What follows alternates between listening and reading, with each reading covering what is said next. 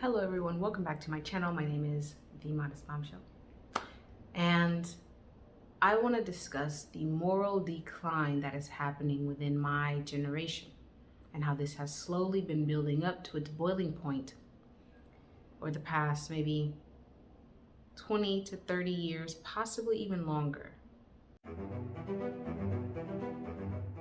The destruction of the family began to happen when the demoralization of the sanctity of marriage began to happen. This isn't new. This has been slowly building up. It's taken a couple of decades to get to where it is now. And who are we going to blame it on? The feminist movement. Sorry, but that's what it is. But I don't want to make this all about feminism, because I think that there's, it's not just the women who are at fault. It's a mix of things. It's a mix of things. It's not just the feminist movement that is at fault here. It's a mix of sort of a moral decay from both sides, both men and women, a moral decay within the patriarchate, a moral decay within the feminism, the destruction of the family. When did this come about? Why did this come about? Why did we demoralize the family? It has to do a lot with, I think, women in society being devalued. Anything remotely feminine was relegated to weakness, insufficient, ineffective, pointless, useless, valueless. And so what happens when you hear stuff like this, and the role that women have historically played being downsized and devalued? And so what happens when you hear this all the time, when you hear yourself being devalued this way? Naturally, you're going to want to separate yourself from all of these parts of you that are innate and inherent. And you're going to want to rewrite these definitions of what it means to be a woman, a mother, wife, and so on, right? So if being a mom is just a waste of a woman's life, naturally, you're going to have a population of women who are going to go, okay, if that is the basis of our value, and if that is inefficient, useless, then we're not going to do that anymore. We're going to do what boys do. And then you see this transition of women who are leaving their households, leaving marriage, trying to go and do what men do, because they're hearing themselves being devalued and motherhood being devalued and trivialized. And we're seeing this right now. You're not a mother, you're a birthing person. Like it's being mocked and made fun of. And no one wants to associate with something that is being mocked and trivialized and made fun of. And so you have a population of women who are stepping away from it. Think of it this way, for the men who are watching this: when someone tells you that you are useless, this part of masculinity is useless, and that part, you're going to want to step away from these parts and do the polar opposite, right? That's just a natural reaction to that. So telling women things like, oh no, being a mom, you'll waste your life doing it. It has no real value. You're going to be used and devalued and abused. And so some of the blame there falls onto men. It falls onto fathers. It falls onto husbands. Why are your wives and the mothers of your children feeling this way? What is going on within your household?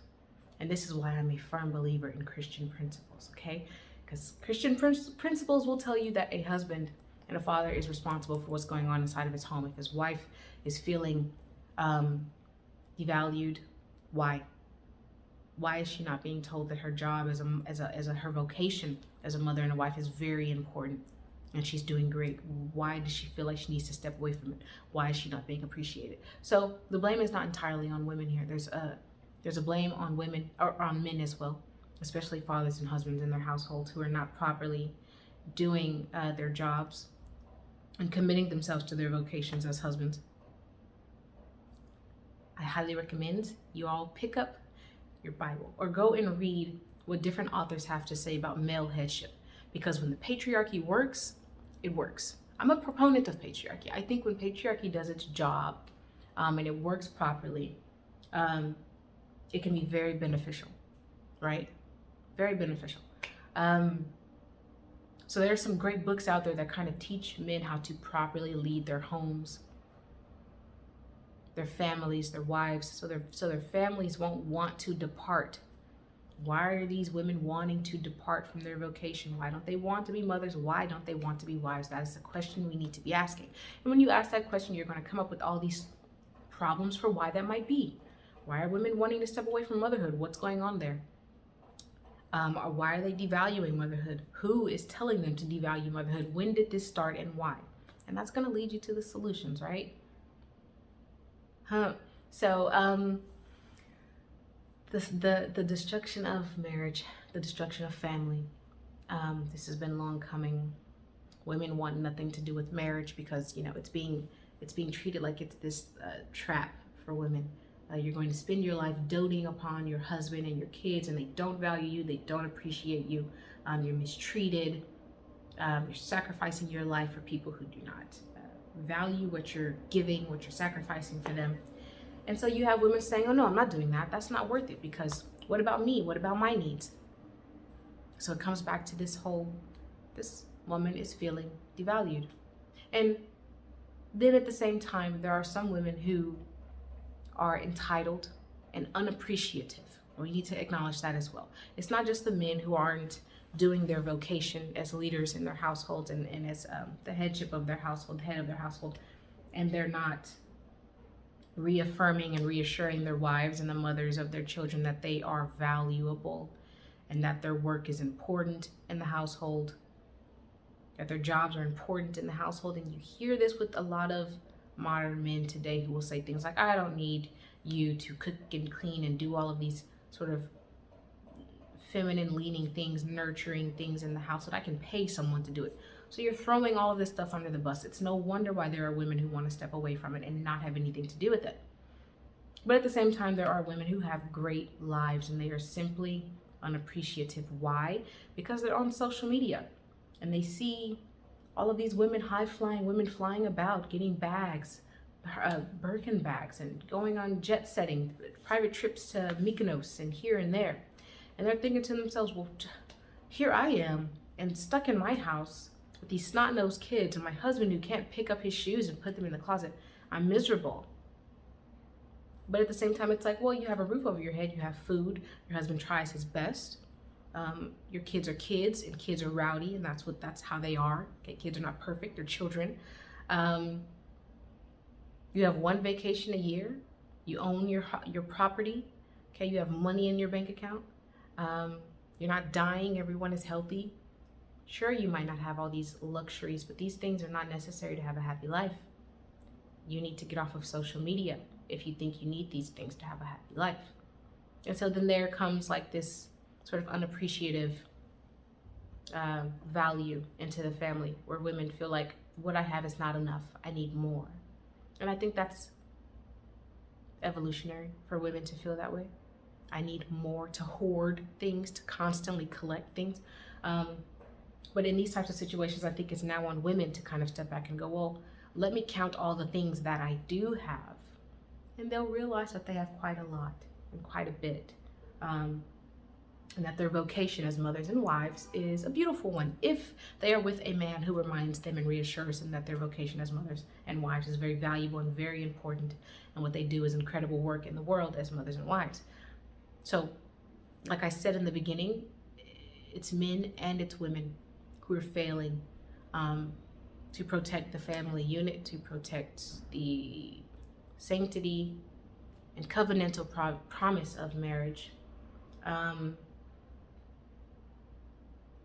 But that's the decline of the family. That is the destruction of the family. Men are not properly fulfilling their vocation as leaders, as reassurers, as reaffirmers in their households. That's a part of male headship, when you're leading your family, telling your wife that she's great, she's doing a great job.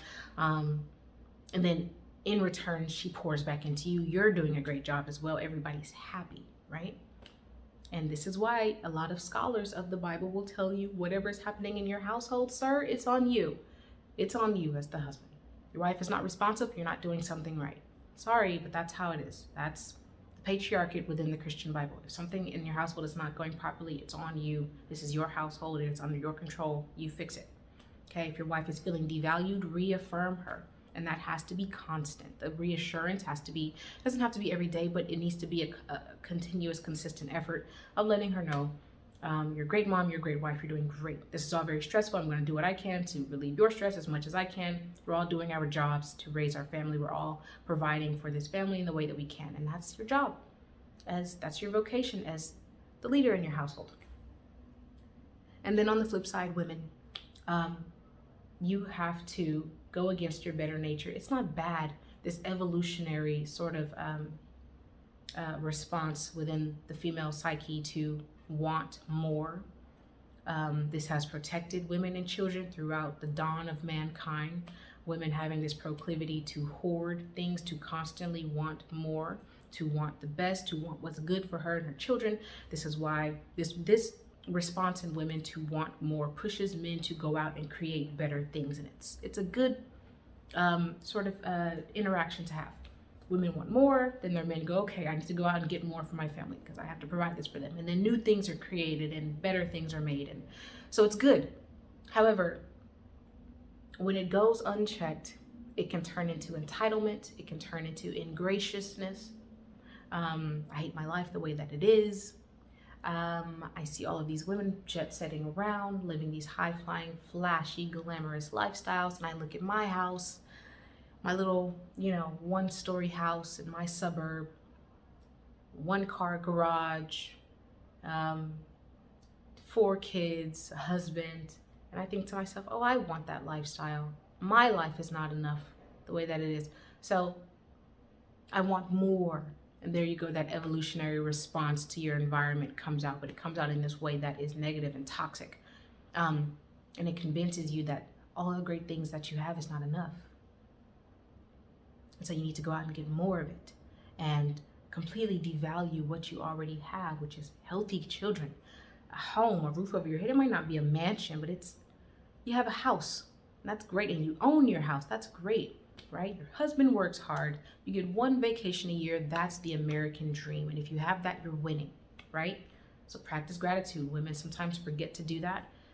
It's that evolutionary response to always want more, but you have to check that. Otherwise, it's going to cause problems in your household. And for men, you're not leading your households right if you're not constantly being a solid foundation, solidifying, reaffirming, reassuring. So both sides are lacking. They're not doing their jobs. That's the destruction of the family. Come back for part 2 so we can discuss the sort of destruction of the female-male relationship and what is happening there in our society right now. What are the causes for that? Okay, so I'm going to stop here. I don't want this video to be too long. Thank you for joining me in today's video. And I will catch you in the next one. Be sure to like, comment, subscribe. Let me know what you think in the comments. If you're not following me on my social medias, can you please go and follow me? I'm on Twitter, I'm on Instagram, I'm on TikTok. I'll put the links in the description down below. Yes, thank you for watching. I'll see you in the next one.